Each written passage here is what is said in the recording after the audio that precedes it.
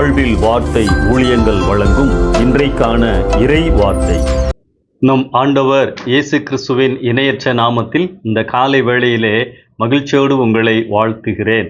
இந்த நாளிலும் கர்த்தர் உங்களை ஆசீர்வதிப்பாராக, கரம் பிடித்து நடத்துவாராக. வேத புத்தகத்தில் நம் கடவுளுக்கு பல பெயர்கள் காணப்படுவதைப் போல கடவுள் தம்முடைய ஜனங்களையும் பெயரிட்டு அழைக்கின்றார். யாக்கோபே, இஸ்ரவேலே, என் தாசனே என பல பெயர்களை நாம் பார்க்க முடியும். யஷூரன், இது இஸ்ரவேல் மக்களுக்கு கடவுள் சூட்டிய ஒரு செல்ல பெயராகும். யஷூரன் என்பது எபிரேய சொல். இந்த வார்த்தை உபாகமம் மற்றும் ஏசாயா புத்தகங்களில் மாத்திரம் காணப்படுகின்றது. ஏசாயா 44 அதிகாரம் 2 என் தாசனாகிய யாக்கோபே, நான் தெரிந்து கொண்ட யஷூரனே, பயப்படாதே என ஆண்டவர் தம்முடைய ஜனங்களை அழைக்கின்றார், தைரியப்படுத்துகின்றார். யஷூரனே என்ற வார்த்தை ஆண்டவருடைய அன்பையும் கரிசனையையும் அவர் நம்மை தெரிந்து கொண்டதையும் உணர்த்துகின்றது. ஒரு தகப்பனோ தாயோ தன் பிள்ளைகளை செல்லமாக அழைப்பதைப் போல ஆண்டவர் தம்முடைய பிள்ளைகளை அழைக்கின்றார். யஷூரனே அர்த்தம் என்ன? யஷூரனே என்றால் நேர்மையானவன் என்று பொருள்.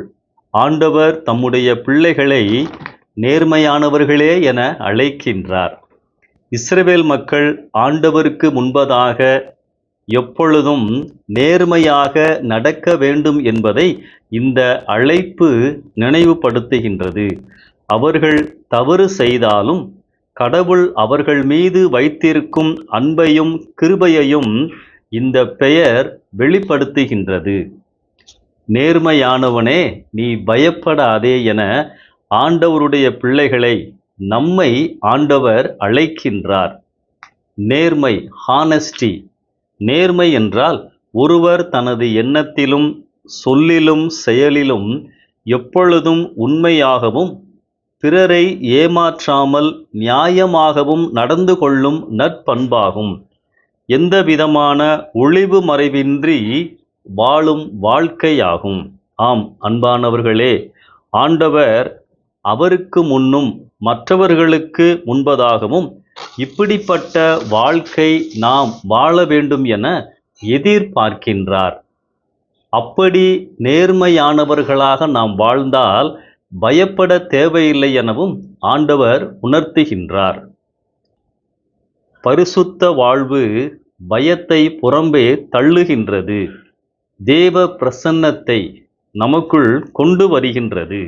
தேவ பிரசன்னம் நமக்குள் முழுமையாக இருக்கின்ற பொழுது அந்த பிரசன்னம் நமக்கு பலனையும் தைரியத்தையும் நம்பிக்கையையும் உற்சாகத்தையும் கொடுக்கின்றது.